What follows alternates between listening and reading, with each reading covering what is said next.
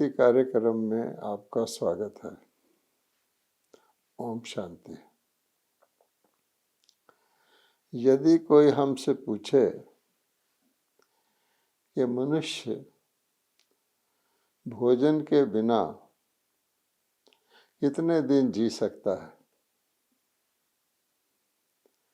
तो हम यही कहेंगे कि अगर बहुत ही एक्सट्रीम कंडीशन हो, कहीं धरती के अंदर अर्थक्वेक के कारण दब गया हो, तो ज़्यादा से ज़्यादा 20-21 दिन जी सकता है। और इन्हीं परिस्थितियों में यदि पूछा जाए कि मनुष्य पानी के बगैर कितना समय रह सकता है,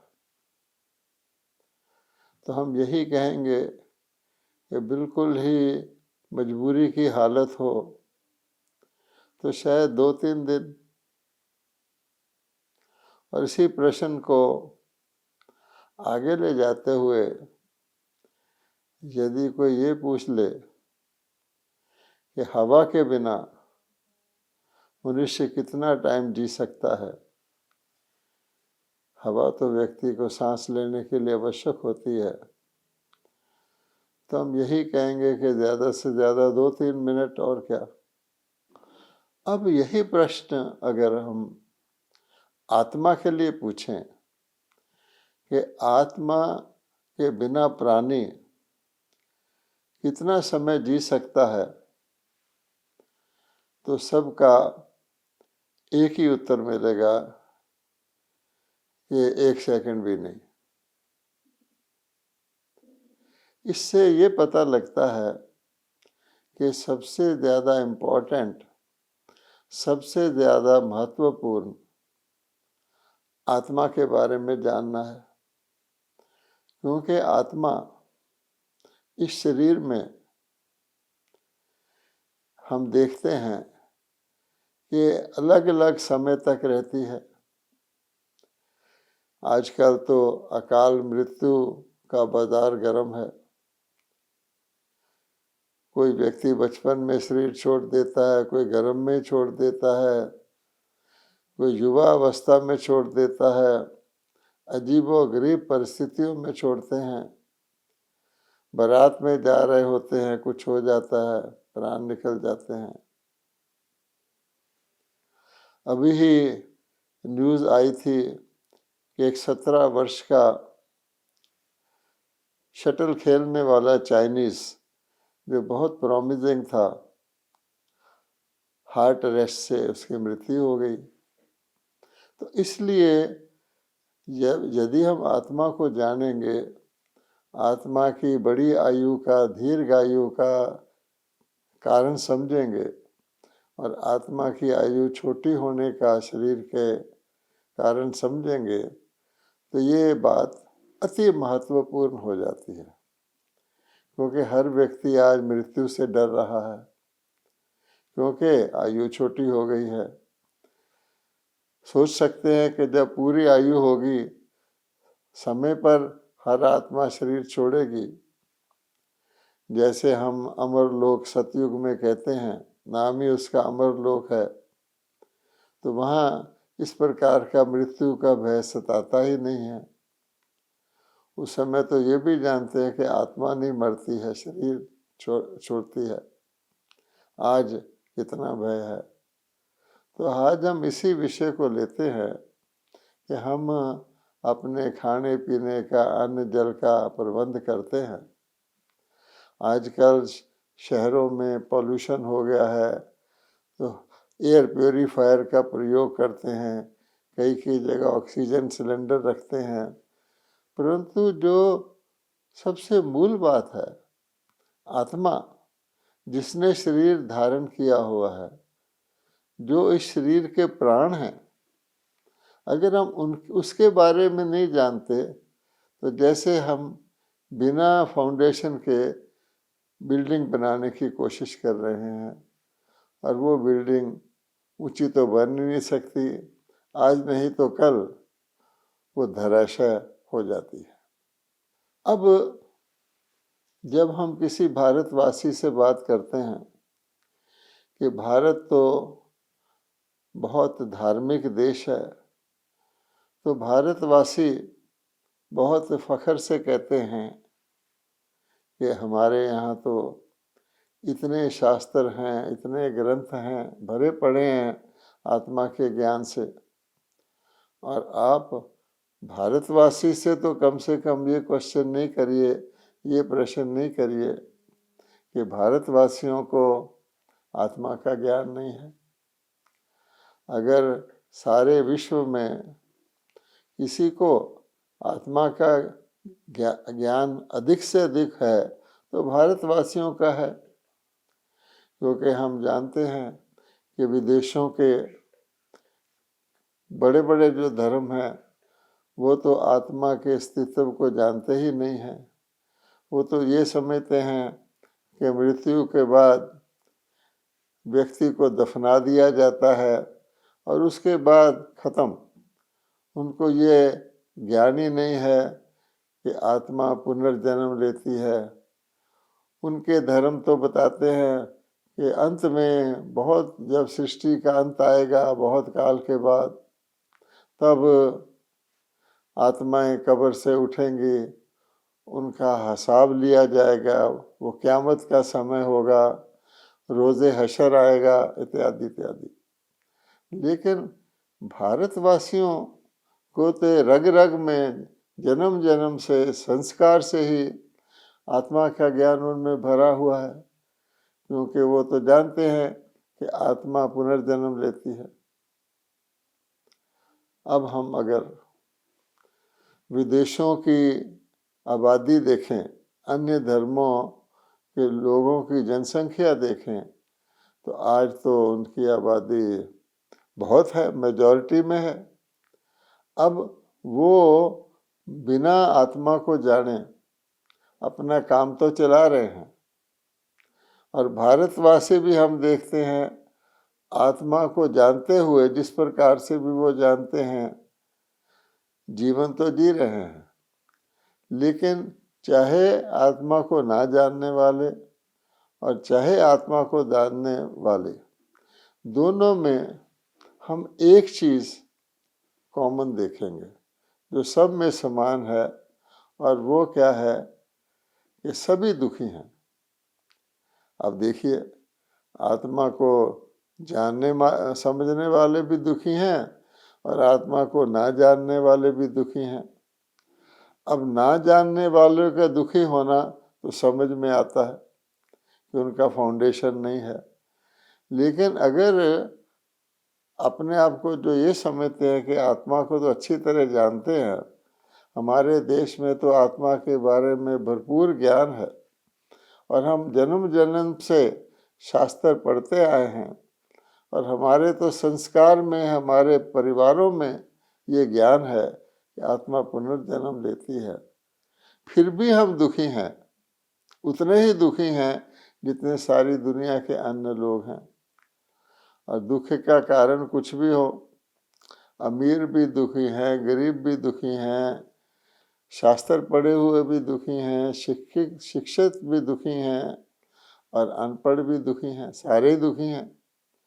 किसी न किसी प्रकार के दुख से तो सभी पीड़ित हैं, क्योंकि ये तो कलयुग का ज़माना है। अब सोचने की बात है कि दुख तब होता है अगर व्यक्ति को अज्ञान होता है, क्योंकि ज्ञान प्रकाश है, और आत्माएं लोग परमात्मा से प्रकाश को देने की और अंधकार को मिटाने की प्रार्थना भी करते हैं। इसलिए अगर दुखी हैं तो क्या न ये न समझा जाए कि मनुष्यों के पास अपने आप का, आत्मा का पूर्ण ज्ञान नहीं है, या तो अपूर्ण ज्ञान है, या जो ज्ञान है वो वास्तव में ज्ञान है ही नहीं, वो अज्ञान है। इसका उत्तर जब हम किसी से बातचीत करते हैं तो इसका उत्तर दे देते हैं कि ये तो अपने अपने कर्मों के कारण होता है, दुख का कारण तो अपने कर्म है। अब ऐसा जवाब तो दे देते हैं, लेकिन ये सोचने की बात है कि अगर मनुष्य को, जीव आत्मा को आत्मा के बारे में पूरा पता हो कि आत्मा किन कारणों से दुखी होती है, किन कारणों से सुखी होती है, तो ये दुख नहीं होना चाहिए। अगर दुख है तो आत्मज्ञान नहीं है, और आत्मज्ञान है तो दुख नहीं हो सकता। इससे क्या हम कंक्लूजन निकालेंगे? तो बहुत लोग जो शास्त्र पढ़े हुए हैं, भिन्न भिन्न प्रकार की मान्यताओं पर चल रहे हैं, वो क्या उत्तर देते हैं कि नहीं, हम तो आत्मा के बारे में अच्छी तरह जानते हैं।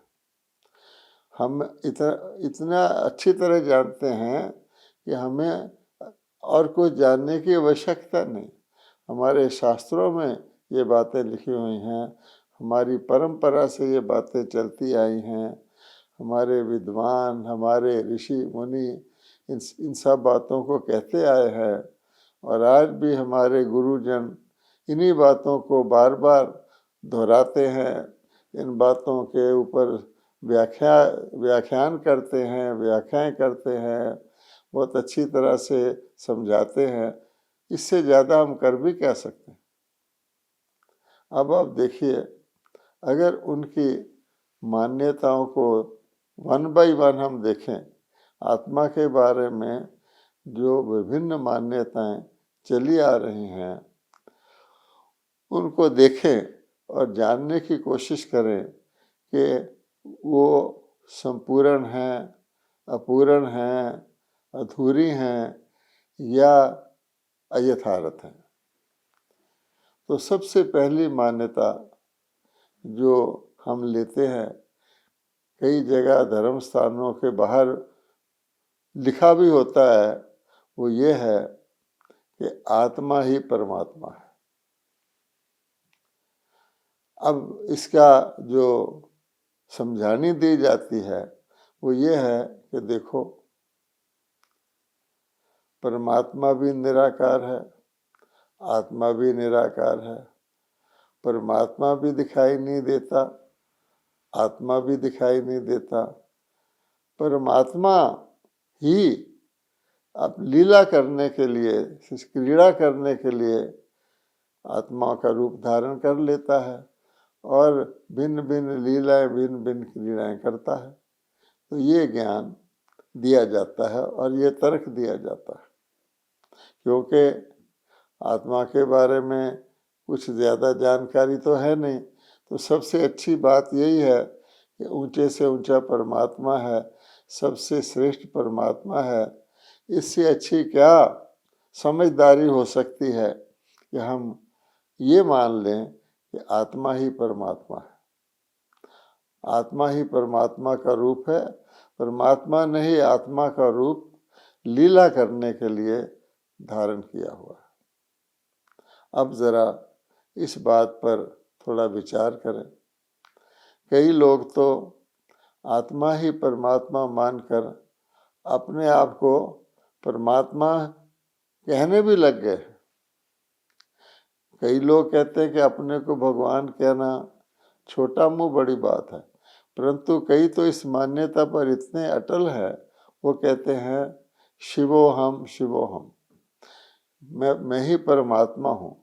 और दूसरे को जो सामने आता है, उनका शिष्य या कोई, उसको भी कहते हैं तो यही मंत्र जप, शिवोहम शिवोहम। अब इससे ये बात तो जाहिर होती है कि परमात्मा का नाम शिव है, क्योंकि वो जो मंत्र देते हैं अपने को परमात्मा मानने वाले, आत्मा को परमात्मा मानने वाले, वो शिव का ही नाम लेते हैं। शंकर का नहीं लेते, विष्णु का नहीं लेते, ब्रह्मा का नहीं लेते, श्री कृष्ण का नहीं लेते, श्री राम का नहीं लेते, अन्य किसी का नहीं लेते। क्यों कि ये भारत में प्रचलित है कि परमात्मा निराकार है और निराकार का नाम शिव है। वो शिव नाम परमात्मा ने स्वयं को ही दिया हुआ है, स्वयं भू है। और इसलिए हम जब भी वंदना करते हैं तो हम केवल शिव को ही परमात्मने नमः कह के वंदना करते हैं। इसलिए परमात्मा का नाम शिव है, और क्योंकि आत्मा ही परमात्मा है इसलिए वो शिव हम का जाप करते हैं। अब विचार करें, सबसे मोटी बात यह है कि परमात्मा एक है, आत्माएं अनेक हैं, ये तो सब मानेंगे। आज दुनिया में अगर समझिए कि 850 करोड़ की लगभग आबादी है मनुष्यों की, तो सबके अंदर आत्माएं हैं। और अगर आत्मा ही परमात्मा का रूप है तो फिर 850 करोड़ परमात्माएं हो जाने चाहिए। लेकिन ये तो सिंपल और कॉमन सेंस की बात है कि परमात्मा एक है, आत्माएं अनेक हैं, तो आत्माएं परमात्मा नहीं हो सकती। दूसरी बात यह है कि आत्मा परमात्मा को हम परम पिता कहते हैं, अर्थात उसको सुपरलेटिव डिग्री लगाते हैं, वो हमारे पिता का भी पिता है। इसका अर्थ क्या हुआ, जैसे हम इंग्लिश भाषा में कहते हैं डियर, डियरर, डियरेस्ट, तो उनको हम परम पिता कहते हैं। तो जो डियरेस्ट है वो डियर में तो नहीं हो सकता, उस हिसाब से भी आप देख लें। और दूसरी बात, दुनिया के अंदर जो कुछ हो रहा है, अगर आत्मा ही परमात्मा हो तो मनुष्य ऐसा काम तो नहीं कर सकते परमात्मा आत्मा के रूप में जो आज के मनुष्य कर रहे हैं। इसलिए ये बात तो खारिज हो जाती है कि परमात्मा परम पिता है, वो एक है, आत्माएं अनेक हैं, बल्कि उनकी संख्या बढ़ती जा रही है।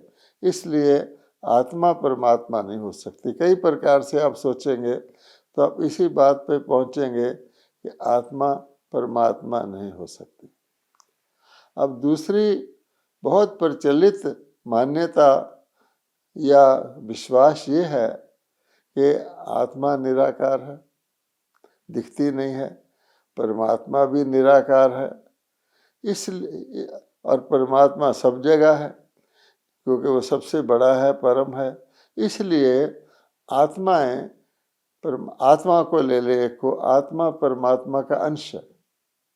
अब ये मान्यता भी चली आती है कि परमात्मा निराकार है, सब जगह है, और आत्मा परमात्मा का अंश है।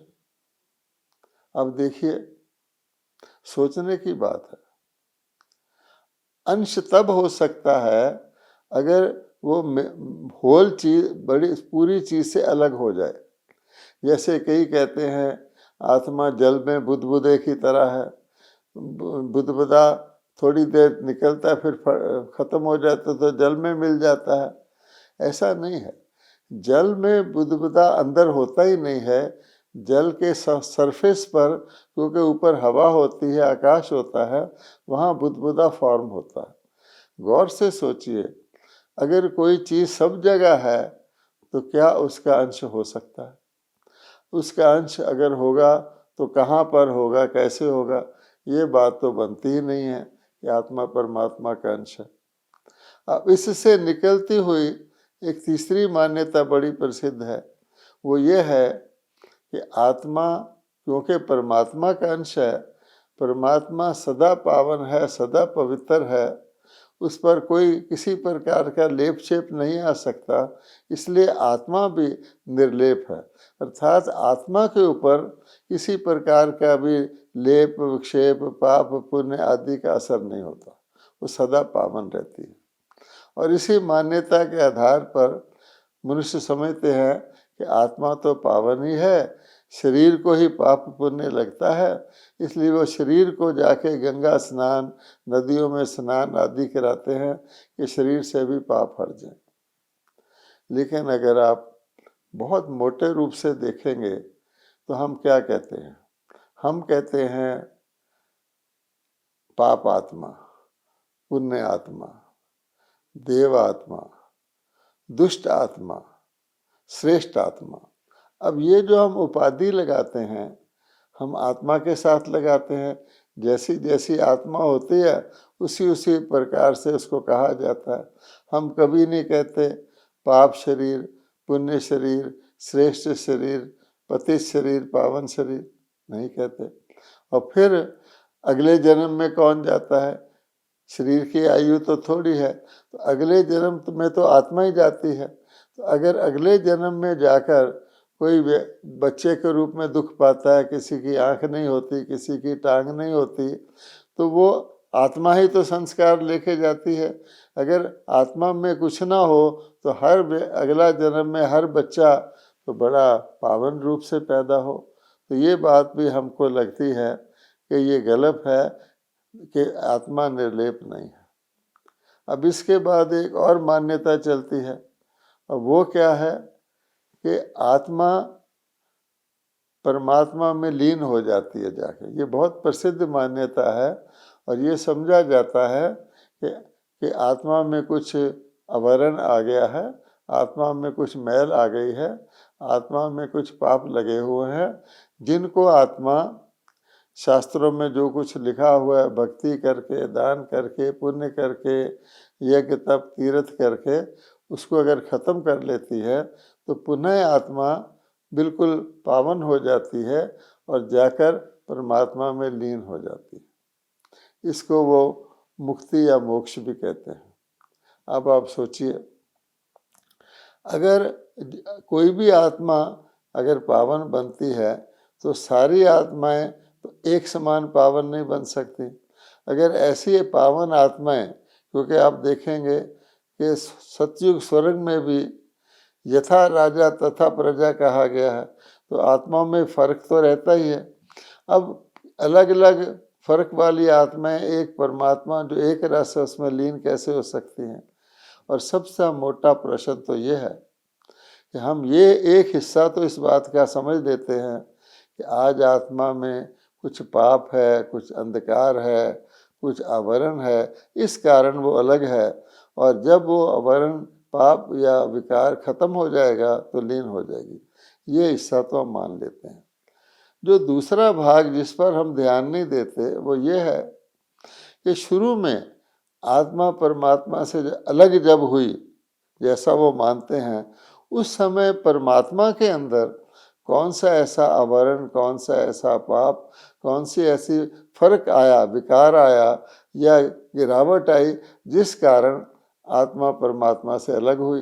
अब आप देखते हैं आत्माएं तो आबादी तो बढ़ती जाती है, इसका मतलब परमात्मा के अंश तो बढ़ते जाते हैं। तो जब तक हम इस भाग को नहीं समझते कि परमात्मा के अंश हो ही नहीं सकते, अज्ञान के वश या किसी भी कारण से आत्मा अलग हो ही नहीं सकती, तो दूसरा भाग अपने मनोमय तरीके से हमने मान लिया है कि आत्मा में कुछ कमजोरी, बुराई है, मैल है, वो खत्म हो जाएगा तो आत्मा जाके परमात्मा में लीन हो जाएगी। इसी प्रकार से एक और मान्यता को ले लें, और वो सबसे प्रसिद्ध मान्यता है कि भारतवासी पुनर्जन्म को तो मानते हैं, अच्छी बात है, वो मानते हैं कि आत्मा कभी खत्म नहीं होती, आत्मा अविनाशी है। लेकिन साथ साथ वो ये कहते हैं कि मनुष्य आत्मा 84 लाख योनियों में पुनर्जन्म लेती है, अर्थात मनुष्य आत्मा पशु, पंछी, कीड़ा मकोड़ा भी बनती है। अब ये मान्यता बहुत प्रचलित है, और इसका एक मूल कारण ये है कि शास्त्र वालों ने सृष्टि चक्र के आयु लाखों वर्ष लिख दी है। अब लाखों वर्ष का कोई मानव या देवताओं का इतिहास तो है नहीं, तो वो सोचते हैं 84 लाख योनियों में जाते जाते जाते आत्मा इतने लाख वर्ष बिताती होगी, और फिर ये भी कह देते हैं सारी योनियां भुगतने के बाद एक जन्म आत्मा को मनुष्य का मिलता है, और उसमें अगर उसने मुक्ति नहीं पाली, पुण्य कर्म नहीं कर लिया, तो पुनः 84 लाख योनियों के चक्कर में जाएगा। इस बात को आप मोटे रूप से समझ सकते हैं। कहा जाता है कि बुरे कर्म करने से मनुष्य पशु योनियों में जाता है, और इसलिए पशु योनि में वो दुख पाता है। आप देखेंगे क्या मनुष्य योनि में ही अपने बुरे कर्मों का दुख नहीं भोग रहा, उसको पशु योनियों में जाने की क्या आवश्यकता है। और अगर आत्माओं की एक गिनती है, मान लीजिए 850 करोड़ आत्माएं मनुष्य योनि में है, इसका मतलब हुआ 84 लाख योनियों में जाने के लिए हर योनि की संख्या 850 करोड़ होनी चाहिए। क्या शेर की, हाथी की, ऐसे हिरण की इतनी संख्या है। इसलिए ये मान्यता भी मनगढ़ंत है, इसकी बहुत सारा विवरण है, लेकिन यहाँ उसको देने का समय नहीं है। और इसलिए फिर एक लास्ट मान्यता ये है कि परमात्मा सब जगह है, इसीलिए वो आत्माओं के कर्मों को देखता है, अच्छे बुरे को, और उसका फल देता है। अब इसको भी अगर आप देखेंगे, पहले तो परमात्मा सब जगह हो तो आत्माएं बुरे कर्म कर ही नहीं सकती। दूसरी बात, परमात्मा में जो ज्ञान है वो इस कारण नहीं है कि वो सब जगह है, सब कुछ देखता है उसलिए ज्ञान है। परमात्मा तो त्रिकालदर्शी है, उसमें तो भविष्य का भी ज्ञान है, तीनों कालों का ज्ञान है, जो नहीं हुआ उसका भी ज्ञान है। वो इस कारण से है कि परमात्मा बीज रूप है, रचेता है, रचेता में रचना का पूरा ज्ञान होता है। इस सृष्टि रूपी चक्कर का, इस सृष्टि रूपी वृक्ष का वो बीज रूप है। इसलिए हम देख रहे हैं कि सारे के सारे मंतव्य त्रुटिपूर्ण हैं, और इसी कारण से गलत विश्वास रखने वाले, बिना सोचे समझे विश्वास रखने वाले, अंधविश्वास रखने वाले उसी प्रकार से दुखी हैं। एक तो जिसको भी पता नहीं होता वो कह देता मुझे पता नहीं है, लेकिन ये एक तरफ विश्वास भी रखते हैं, दूसरी तरफ ये भी जाहिर करते हैं हमें पता नहीं है, क्योंकि सब कुछ ये बातें मानते हुए फिर भी भगवान को पुकारते रहते हैं, हे परमात्मा हमें सद्गति दो, हमें ज्ञान दो, हमें प्रकाश दो, हमें विषय विकारों से छुड़ाओ, हमें काम क्रोध से छुड़ाओ। इससे पता लगता है अभी भी परमात्मा को ही पुकारते हैं। तब परमात्मा कहते हैं कि आत्मा के बारे में सत्य ज्ञान, आत्मा के पुनर्जन्मों के बारे में सत्य ज्ञान, आत्मा को सुखी करने का सत्य ज्ञान मेरे पास ही है, जो मैं ही सृष्टि के अंत में आकर देता हूँ, जैसा गीता में कहा गया है। और खुशखबरी ये है कि वर्तमान समय वही सृष्टि के कलयुग के अंत का समय आ गया है, और परमात्मा वो सत्य ज्ञान दे रहे हैं, जिससे व्यक्ति की आंखें खुल जाती हैं और उसका जीवन परिवर्तित हो जाता है। यही संदेश ब्रह्मा कुमारी सारे अपने भाई बहनों को दे रहे हैं। ओम शांति।